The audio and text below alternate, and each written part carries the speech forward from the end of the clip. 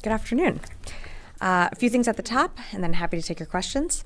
Yesterday, Secretary Austin spoke with his UK counterpart, Secretary of State for Defense John Healey, to discuss a range of regional and bilateral issues. The two leaders discussed their close cooperation to address shared challenges, including countering Russian aggression in Ukraine, the ongoing instability in the Middle East, and cooperation in the Indo-Pacific. Secretary Austin and Secretary Healey reflected on the strength of the U.S.-UK defense relationship and committed to continue working together on their many common priorities. Separately, Secretary Austin also spoke by phone yesterday to Ukrainian Minister of Defense Rustem Umerov regarding priority security assistance efforts and Ukraine's ongoing operations. Secretary Austin and Minister Umerov also discussed the strong support from allies and partners in helping meet Ukraine's urgent military requirements. Minister Umerov provided an update on battlefield dynamics as well as the impact of Russia's continued attacks in Ukraine. And the full readouts of both of these calls can be found on defense.gov. And finally, the department continues to closely monitor the situation in the Middle East. As you've heard us say throughout the week, Secretary Austin and the department have taken actions to reinforce the United States' commitment to defend Israel and to protect our forces by strengthening U.S. military force posture and capabilities throughout the Middle East in light of the escalating regional tensions. We remain focused on de-escalating tensions in the region while also postured for deterrence and the defense of Israel. The U.S. government also remains very focused on securing a ceasefire as part of a hostage deal to bring all hostages home and to end the war in Gaza. And with that, I'd be happy to take your questions. Tara. Hey, Sabrina. So let's start with Ukraine. You just did the readout from the call. Did that call include, now that Ukraine is on an offensive, does that change what sort of weapons they are seeking, and would the U.S. support a different request specifically to support this new offensive maneuvers? Thanks, Tara, for the question. So in terms of weapons that we're providing Ukraine, in the immediate, it doesn't impact what we're providing them. But you've seen us change the types of weapons and systems that we've given over the course of time. And certainly since the war began back in February and our first security assistance package rolled out, the types of artillery, the types of equipment that they were getting, you've seen that change and evolve over time to where they have sophisticated long-range capabilities, along with, we're training their pilots on F-16s. So you've seen us modify and give different capabilities over time, and we reserve that right to continue to do that. So has anything changed from the U.S. decision on supporting Ukraine? If it continues to push in further, will there be any sort of limitations on what Ukraine can or cannot do with the systems that the U.S. has provided? So won't get into engaging in the hypothetical, but what I can tell you is that we're in touch with our Ukrainian counterparts. As I mentioned at the top, the Secretary had a call with his counterpart yesterday. We're always assessing what they need on the battlefield to be successful. And we believe the capabilities that we continue to provide them you're seeing those successes come to fruition as they continue to fight along the east and sort of the northern southern part in that eastern area in Ukraine. So we're committed to providing more presidential drawdown packages. I think the most recent one was as of last week. We're going to continue to do that. If there is a change in capabilities or anything that we're providing them, we always read that out in our PDA packages. So we'll keep you updated on that. Okay, just one last one. Any indications that Russia is sending in reinforcements to Kursk? So we have seen some Russian units be redirected from operations in Ukraine towards the Kursk area. These are just early reports, so I can't really say with certainty the numbers or their objectives, but we have seen some movement there. Natasha. Thanks, Sabrina. So that was kind of my question. I'll phrase it in kind of a different way, though. So does the DoD have any assessment of how Ukraine's operation in Kursk may have changed the battlefield dynamics inside Ukraine in terms of Russia shifting resources over the last 10 days? Has that impacted their ability to advance, Ukraine's ability to defend, given they've also, devoted a lot of troops to the Kursk operation? So right now, what I would say is it's still too early to tell. And we are, the Secretary had a call with Minister Umerov yesterday. throughout the department, we are engaging with the Ukrainians, trying to get a better understanding of their objectives. So I don't have more for you right now. It's something that we're continuing to engage on, going to continue to monitor, but I'm just going to have to leave it at that right now. Does the Secretary support the operation, given that he spoke to Umarov and now, probably has a better understanding of what they're trying to achieve? Well, what I can tell you is that we're still trying to learn more about it. We're still trying to learn more about what their objectives are. So I'm not going to get further into what they discussed on the call or our support. What I can tell you is where we are supportive, and that is Ukraine continuing to defend itself. And that's why you've seen us provide packages at the rate that we do and at the consistency that we do. And that commitment hasn't changed. And the president has been clear that we're going to stand with Ukraine for as long as it takes. So I think we'll just leave it at that. Yes, over here. Yeah. Thank you so very much. I have two questions, one on Iran, one on Afghanistan. Let's start with Iran. Ayatollah Khamenei, the supreme leader of Iran, yesterday said that non-tactical retreat in any field, including the military, leads to God's wrath. How does the Pentagon interpret that? Does it suggest Iran is still considering a retaliatory attack on Israel, or it includes that Khamenei, the supreme leader of Iran, is backing down? Yeah, I'm not going to speculate on comments that the supreme leader makes. What I can tell you is what we're doing in the region is that you've seen from some of our announcements that the Secretary has made is that we are moving additional capabilities into the region so that regional tensions can calm, and so that we're bolstering our security presence should we need to defend Israel if Iran were to attack. We don't want to see that happen, which is why we've been very clear, and you've heard Secretary Blinken speak to this as well, and Secretary Austin, when they were on their trip in the Indo-Pacific together just a few weeks ago, that we've been very clear with Iran directly, publicly, and privately, that we do not want to see this broaden out into a wider regional war. If Iran retaliates against Israel, how does the Pentagon assess the threats from the proxies in the region in Syria, Iraq, Lebanon, and Yemen? And what strategies are in place to counter these groups if they join forces with Iran in any sort of coordinated attack against Israel? So appreciate the question, but as you know, I'm just not going to engage in a hypothetical on if, what, and when could happen. What I can tell you is what we're doing. And that is exactly what I said earlier, is that we've increased and enhanced our regional presence so that to send a message of deterrence, to send a message that we don't want to see this widen out to a regional war. And when it comes to attacks on our forces, you've always seen us take measures we need in order to respond. And if there were to be any attacks on our forces, whether it be in Iraq and in Syria, we always reserve that right to respond at a time and place of our choosing. But I'll just leave it at that. Dan. So on Ukraine and the situation in Kursk, could you just maybe clarify a little bit about what's happening on the battlefield and how to interpret it? You were indicating that Russian forces have had to be diverted from areas in Ukraine, from Donbass, to help defend Kursk. Is that correct? So what I would tell you on the actual battlefield, and as you know this, is we usually let the Ukrainians speak to what's happening on the battlefield. So I would let them really speak to their objectives and what they're looking to accomplish in Kursk. We too are trying to learn more about their objectives and goals. In terms of what I said about Russia, again, these are early reports, but we are seeing some movement of Russian units being directed towards that region. But in terms of numbers or what their objectives are, I don't have that for you right now. Is there an indication, though, that Russian supply lines and communication lines have been damaged or strained because of the operation in Kursk, that they're having trouble supplying their troops in Donbass, for example? So I don't have that assessment right now. So I wouldn't be able to speculate on that. Lucas. Sabrina, this spring you sent reinforcements to the Middle East, but that did not deter Iran from carrying out a major attack on Israel on April 13th. Why should this time be any different? Well, Lucas, thanks for the question. I actually think you should take a step back and realize what we did accomplish on April 13th. Yes, Iran did attack Israel in an unprecedented manner, but I'll remind you that on that day, we shot out of the sky 90% of what they threw at Israel. And that was an incredibly intricate operation with the Israeli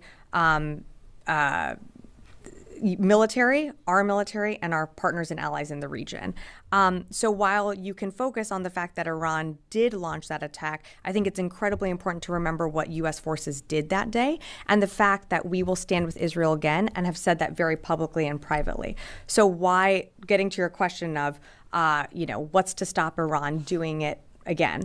Well, Lucas, we demonstrated our air power on that day in quite a professional manner. And again, I'd point to the fact that, over 90% of what was shot towards Israel was taken down by either our forces or partner forces or Israeli forces. So if I were Iran, I'd be thinking about that. And as you've seen, we've removing the aid to the region. We've accelerated her movement into Central Command, and I'll just leave it at that. So just to be clear, the message to Iran right now is if you launch another major attack, the U.S. and its allies will shoot down these missiles and drones. That's the message. I don't think we've actually been delicate in our messaging to Iran. We've been very clear that if Israel is attacked, we will come to the defense of Israel. You saw us do that on April 13th. I'm kind of paraphrasing what you're saying there. We will do that again. Should Israel be attacked, we absolutely will come to Israel's defense. Does part of that defense of Israel also include potential strikes inside Iran? Yeah, so I'm just not going to go into any hypotheticals, Lucas, but I appreciate the question. Jeannie. Thank you, Sabrina. Two questions, excuse me. Two questions on Russia, Iran, and North Korea. Former Russian Defense Minister Sergei Shoigu recently visited Iran and promised missile support to Iran. Normally, Iran provides Russia with weapons to be used in the war in Ukraine.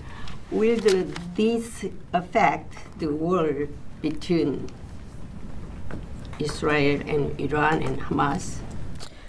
So just making sure that I understand your question, Jane, you're asking about a visit by Shoigu to Iran and how that could impact the Middle East? Yes. So I can't speculate on that visit. I would say that I think separately, we've seen a deepening cooperation and relationship between Russia and Iran as Russia continues to engage in its unlawful war in Ukraine. So, we've seen that deepening partnership. We've seen Russia continue to seek weapons out from Iran. While I can't speculate on what this visit entails, we've seen these visits of leaders happen over the course of the last 2 years. In terms of how this plays, into the Middle East, look, Iran has a choice. I think we've been very clear on our messaging when it comes to the defense of Israel. We are going to stand in the defense of Israel just as we did, on April 13th. But I'm just not going to speculate out onto anything else. But North Korea is providing weapons to Hamas. And do you think Israel will be threatened if the arms trade between Iran and North Korea continues? Well, look, I think Hamas certainly has a network of being able to be financed by Iran. I mean, these are, Iran proxy groups engaging in acts that we saw happen on October 7th. Israel has a right to continue to go after Hamas, and that's what they're doing in Gaza. I haven't seen some of these reports that you've referenced, so I'm just going to leave it at that. Lilith, nice to see you back in the briefing room.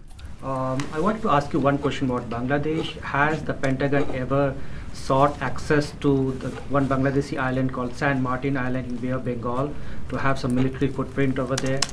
I'd have to refer you to Indo-PACOM and Central Command more on that. I just don't have more for you on that. And secondly, during this visit of India's Defense Minister Rajnath Singh next week, what were the main topics or issues which the Defense Secretary Austin wants to raise with the Indians?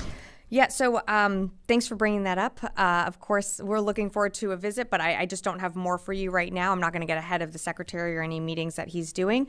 As always, we will have a readout of his meeting, but I just don't have more to provide on the front end, but we will on the back end, as we always do. And the next 6 months of this administration, what are the things that Secretary wants to accomplish on the India-U.S. defense front? You know, I think there's many things that the secretary has laid out at the beginning of his tenure that include always, following the NDS. That is our North Star. So our relationships with the Indo-Pacific, meeting our pacing challenge with the PRC, that, of course, is in cooperation with our partner, India. And the secretary is coming off of his 11th visit to the Indo-Pacific. We've hosted, his Indian counterpart here at the State Department, at the White House as well. So the relationship with India remains one of great importance. It's one of great importance to the Indo-Pacific as well. And, as you mentioned, there's a visit coming up, and when we have more to share on that, we certainly will. Thank you. Yeah. Me? Yeah, I'll stop. Yeah. Thank you. So I have a couple on Ukraine. So Sure. Ukraine is asking for permission to use Western weapons for longer-range strikes inside Russia to build momentum during its Kursk operation.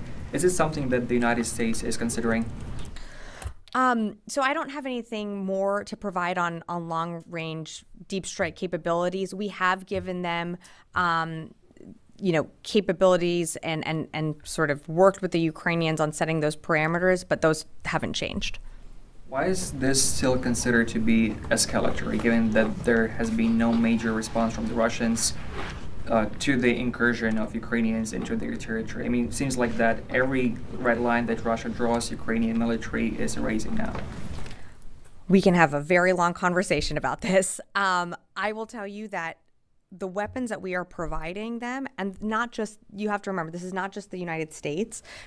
This is a coalition of countries coming together through the UDCG, providing weapons and capabilities and support to Ukraine.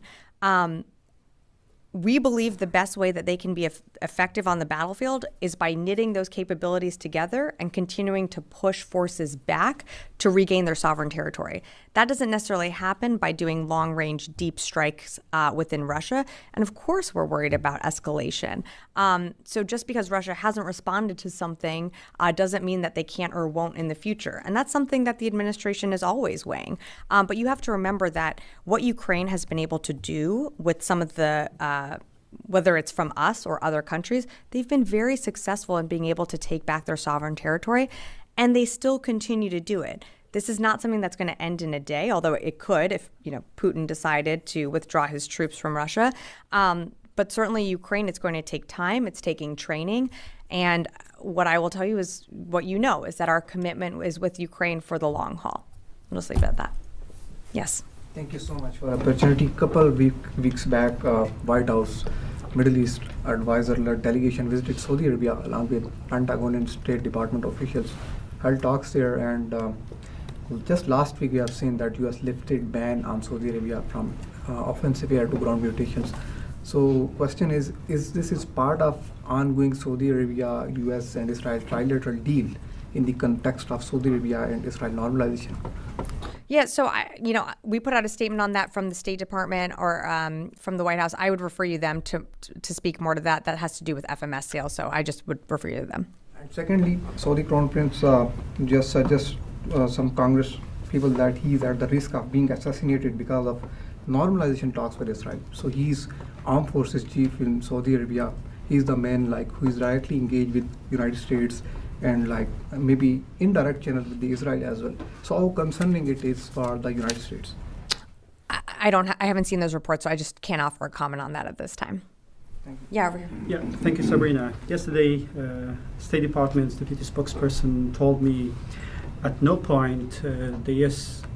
government did discuss the U.S. military withdrawal in Iraq. And soon after these comments, the Iraqi Foreign Ministry issued a statement, and they said there are no U.S. forces in Iraq except for military advisor under the umbrella of the international coalition. And these advisors there's discussion to terminate these advisors in Iraq. Could you tell me, do you have any U.S. forces, troops in Iraq? So, as you know, we have forces in Iraq, and we have forces in Syria, and those forces are there to,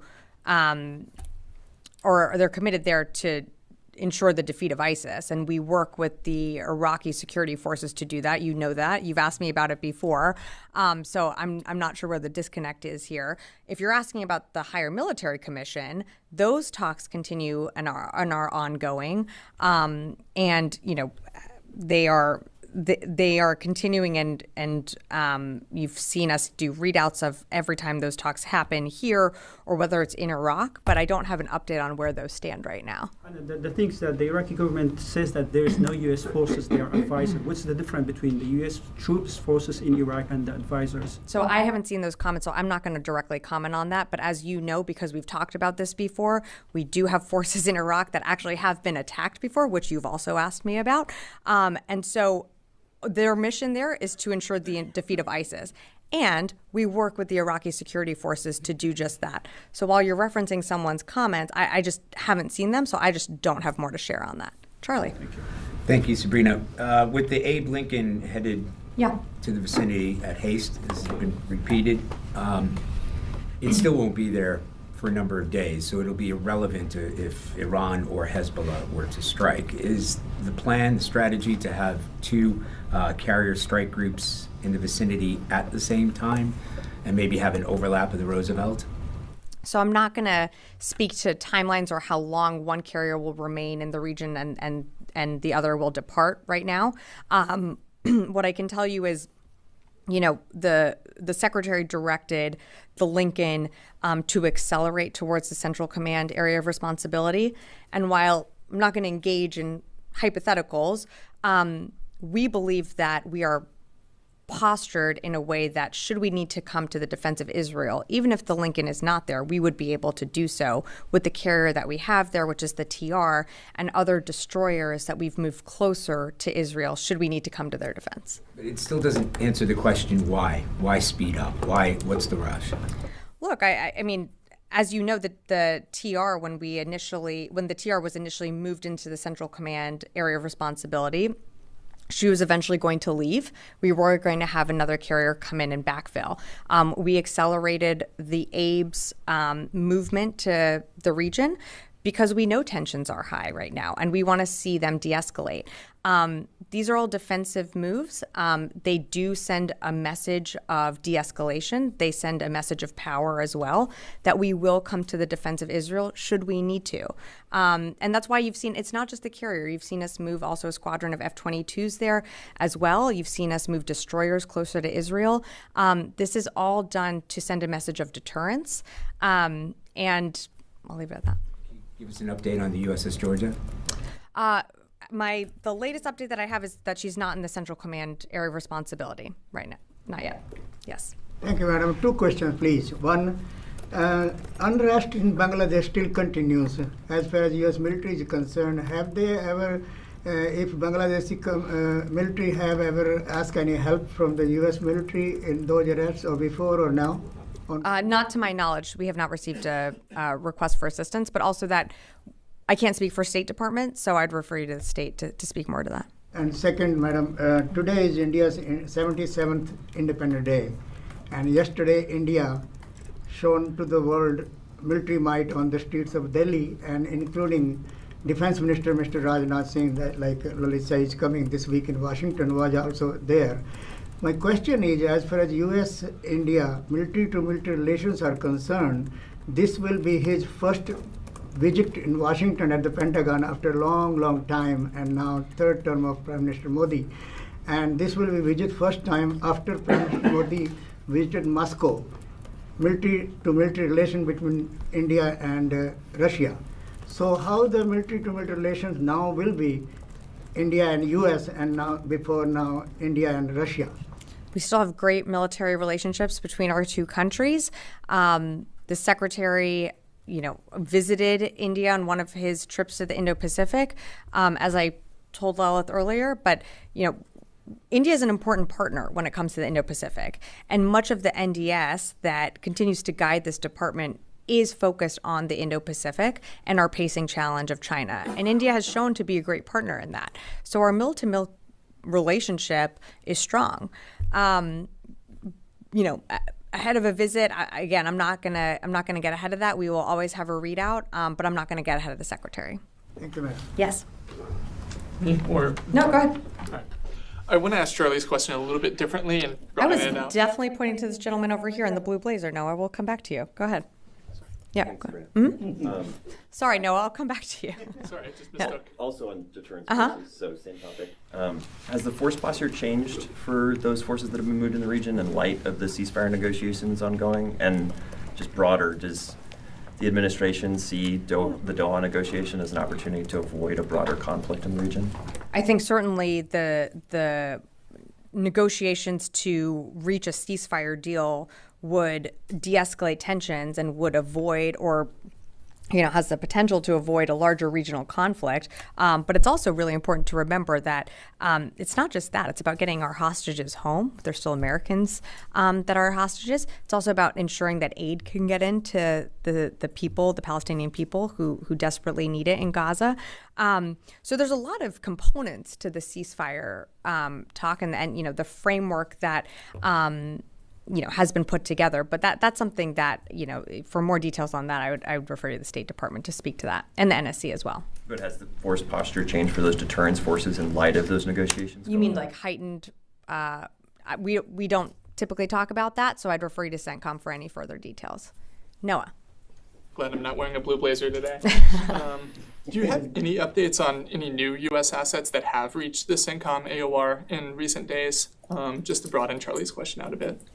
I think CENTCOM put out a statement when the F-22s had come in, but beyond that, not to my knowledge. Mm-hmm. And then to follow up on the Ukraine's objectives note that you said we're still looking for a bit, is there a reason that Minister Umerov wasn't able to offer further clarity on that? I'm just wondering why there needs to be more exploration after the call. Yeah, thanks for the question, Noah. Look, I'm just not going to get into more specifics or details of the call. We've asked, for more from the Ukrainians. I'm just going to leave it at that. Jared. Hi, Sabrina. Iranian press is reporting, state-run press is reporting that an IRGC official has died. He had been deployed to Syria, and his injuries had resulted from a strike, I believe, between July and August. Not a lot of clarity there, but the Iranian press is saying that it was done by coalition forces who are illegally in Syria. Did the United States conduct a strike? Does the department believe they may have killed an Iranian IRGC official? Jared, I haven't seen these reports from Iranian state-owned media, so I can't confirm them. I'd refer you to CENTCOM for any details on any strikes. Yes. Thank you very much, Sabrina. Mr. James Bond Stockdale was a U.S. PAW in Vietnam for a long time, and he was honored Medal of Honor as well. He was my teacher at age 15, and then since 25 years, I've been a journalist from Afghanistan, Pakistan, that border region. I'm the only English newspaper there. Can you explain to your State Department colleague that journalists who have worked in these terrorist zone areas and who were the first media providers to the U.S. bases over there, they at least treat them with respect? Both Vedant and Matt, since last 1 year, because of some policy difference, they treat me with so much respect. And this podium, you guys have treated me with so much respect. So is it possible that you at least tell them that journalists who are from the war zone areas, they act, their attitude, their everything is a little different than these diplomatic trained journalists, you know what I mean? So, look, they're my dear colleagues at the State Department. I'm not exactly sure what you're referring to here, but go ahead. Please, you were going to say something. I can tell you that, this administration, I think, certainly values journalists wherever you are in the world. We value your coverage. We value the questions that you ask us here at the briefing room, whether it's in this briefing room or other briefing rooms across the administration. And I don't know if you have a question, but happy to take it. Yesterday, the Taliban were celebrating their 3 years anniversary of their takeover in Afghanistan. And they were flying U.S.-made helicopters. They were driving U.S. vehicles, the military vehicles. I had emailed this office, Pentagon, right before the U.S. withdrawal as well, that what's going to happen. So at least, can the U.S. now at least disable these helicopters, these big things, or no, they have not thought about it? So this isn't like The military hardware Okay. they were displaying yesterday at the Bagram Air Base. Okay. So, look, I don't have a comment on the types of parades that, the Taliban is doing right now. But, as the department, as we come up on, closer to an anniversary, I would say that we are certainly grateful for all those that have served, for their bravery, for their selflessness, for their compassion every single day that they showed while they were in Afghanistan. And we certainly honor those that came back and those that made the ultimate sacrifice, but I just don't have a comment to offer on the Taliban. Thank you. Just last question. Several senior Pakistani military officials has been arrested in the last couple of days, including a spy master, the general, and they were arrested on corruption charges. Senior politicians, Javed Hashmi, and Georgetown graduates, again a senior politician, Mushahid Hussain, they all complain from the U.S. that the U.S. only contacts the Pakistani military more directly instead of the people-to-people relationship instead of the diplomatic. Do you guys ever feel that? Have anybody ever told you that the people of Pakistan, who many of them support democracy as well, but when their senior politicians say that the U.S. military keeps more focus on the Pakistani military than the diplomatic relations, is that anything of concern to you or not?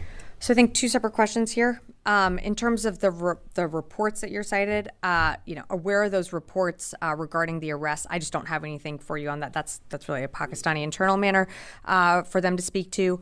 As you know, the U.S. values our partnership with Pakistan and engage with both military and civilian leaders based on mutual interests.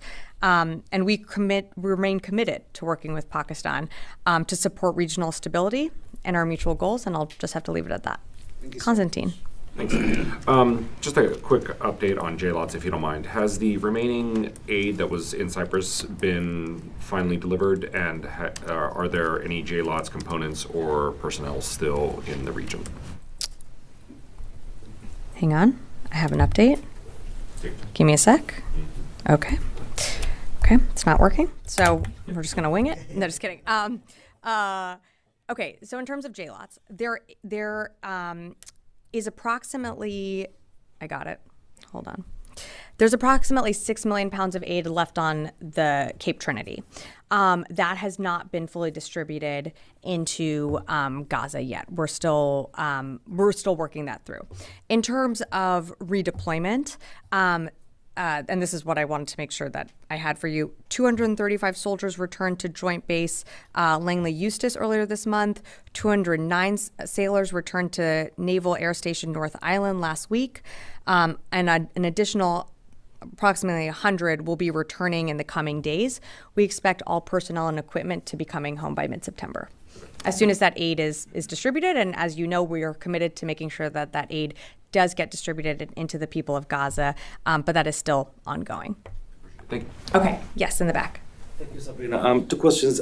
First one, do you have any new information about the possible of Iranian attack? I mean, if they move some of their assets to prepare for that attack? Because we heard that last days that you don't have anything about that. So do you have any new information about that? Yeah, I don't have anything to provide. We certainly wouldn't get into intel assessments. We remain postured, of course, to protect our forces and to come to the self-defense of Israel. But I just don't have anything to share on any type of attack. And as I read out in the top, it's something that I know there's keen interest in. We're going to continue to monitor what's going on in the region, but I just don't have more to share or a crystal ball to predict the who, what, when, where, and how right now. My second question, do you still haven't seen any signs that Hezbollah wants to start a new war? And do you expect that they would observe a 6-week ceasefire, let's say if the deal will done in Doha and the Houthis too? Well, look, I think a ceasefire deal is good for everyone. That's something that the president has been pushing, and you saw him outline that earlier this year, some of the framework component pieces. Those talks are ongoing. It's an important step to securing the release of hostages, some of which are American citizens. We want to see them come home. We do think a ceasefire would certainly de-escalate tensions in the region, and that's ultimately what we want to see. Mike, did you have a question? I Sure. The Ukraine's cross-border operation into the Kursk region was the most significant mission really since the start of the war. This was apparently done without the knowledge of their largest patron, the United States. Now, why shouldn't that be considered an intelligence failure in the part of this administration, this building, and the rest of the IC?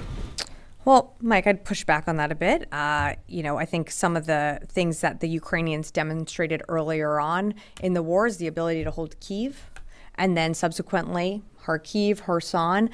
They were able to hold major cities that I think back then you were here in this briefing room as well, and speculating on what the Ukrainians would and wouldn't be able to hold. In terms of, is this an intelligence failure? No. The United States did not know that this happened until we were after not. the fact. Yep, we were not made aware of this operation. That doesn't mean that it's an intelligence failure. What I would tell you is that we are working with the Ukrainians to better understand their objectives, and I'm not going to go beyond what we had in that readout. They didn't let anyone in the administration know. Does that indicate that there's a lack of trust between Kiev and Washington? No, I don't think so, Mike. I would actually push back on that. We have a very good relationship with our Ukrainian counterparts. The secretary, on an almost weekly basis, is speaking to his Ukrainian counterpart, and it's not just the secretary; it's the Secretary of State. It's other administration officials across this administration, including the president. There is deep trust there, and there has to be deep trust. We're on our 62nd presidential drawdown package. We are pouring millions upon billions of dollars into Ukraine to make sure that they have what they need on the battlefield. We are assisting them with their capabilities. We're training their pilots. We're training their infantry to be better, to improve their skills. There's absolutely trust there. As we said, we didn't know about this one operation. That doesn't mean that we're not engaged on other things. And I'm just going to leave it at that. Oh, boy. Dan, and I'll take two more, and then that's it. To the Middle East, are there indications of an increased threat from the Iranian-backed militias in Iraq and Syria in recent days? Is there any kind of change in the posture of those adversaries? And then also, given the threat that's kind of continuous to those U.S. forces in Syria and Iraq that you were talking about earlier, what is the rationale for keeping U.S. troops in Syria, for example, if ISIS is severely degraded and mostly defeated? So on your first question, so I'm not going to speak to any force posture changes. I'm not aware of any heightened levels in the recent days, but I'd refer you to CENTCOM. In terms of the rationale of keeping forces within Syria and Iraq, we are there to ensure the defeat of ISIS. That by no means that ISIS has completely evaporated. They still remain a threat. You might remember from this podium just a few weeks ago, I was asked about a concert that was canceled because of an ISIS threat.